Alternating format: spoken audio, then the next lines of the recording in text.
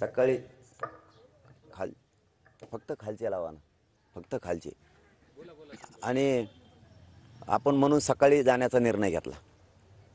तोपर्यंत लोकांना गाड्या पण नव्हत्या, पायी मुंबईपर्यंत कसे चालणार होते. आणि तेवढ्यात त्यांनी हे तर रात्रीच होणार होतं, परंतु हे सकाळी झालं. आपण बरोबर आपला डाव यशस्वी केलेला आहे, त्यांचा नाही होऊ दिला. आता दुसरं सांगतो, मी आज 5 वाजता म्हणजे आज 5 वाजता इथं सकाळी उपोषण उद्यापासून सुरू होणार आहे. रोज 4 जण इथं बसणार आहेत. आणि माझ्या आमरण उपोषणाच्या बद्दलचा मी आज 5 वाजता भूमिका घेऊन मराठा समाजासमोर माझी स्पष्ट भूमिका 5 वाजता मांडणार आहे, आज 5 वाजता. आणि राहिला विषय तर राज्याचा, तर राज्यात जे सकाळी उपोषण आहेत आणि धरणे आंदोलन आहेत, हे आपण आपल्या गावात शांततेत सुरू ठेवायचे. तो आपला अधिकार आहे, कायद्याने दिलेला, तो कोणी हिसकावून घेऊ शकत नाही.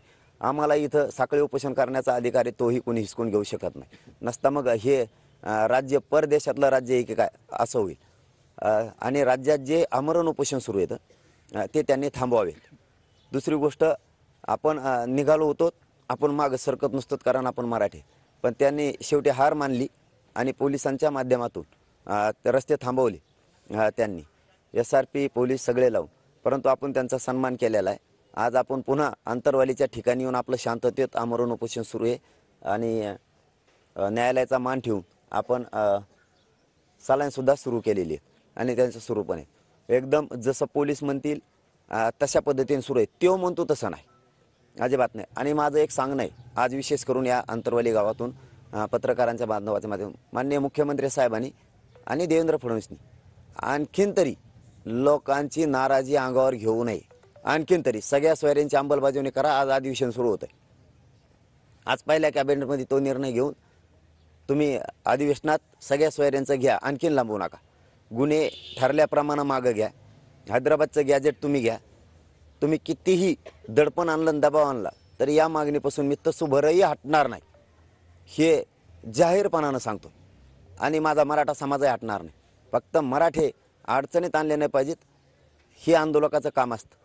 त्यांना अडचणीत मला येऊ द्यायचं नव्हतं आज आणि रात्री पण.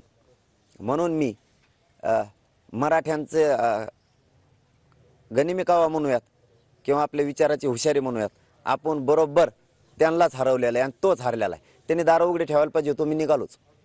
आणखीनही सांगतो पुन्हा एकदा, आणखीन तुमच्या हातातून वेळ गेलेली नाही. सगळ्या सोयऱ्यांची तुम्ही अंमलबजावणी करा. मराठ्यांची नाराजी अंगावर घेऊ नका, ही माझी तुम्हाला पुन्हा एकदा विनंती शब्द वापरला आहे. मराठा ही लाट नाराजीची तुम्हाला परवडणारी नाही. आणि माझ्या उपोषणाबद्दल मी आज 5 वाजता आमरण उपोषणाबद्दल गावकऱ्यांना बोलून घेऊन, गावकऱ्यांशी चर्चा करून, मार लागलेल्या माता माऊल्यांशी चर्चा करून मी आज 5 वाजता निर्णय घेऊन पुढील काय विषय त्याच्याबद्दल निर्णय घेणार.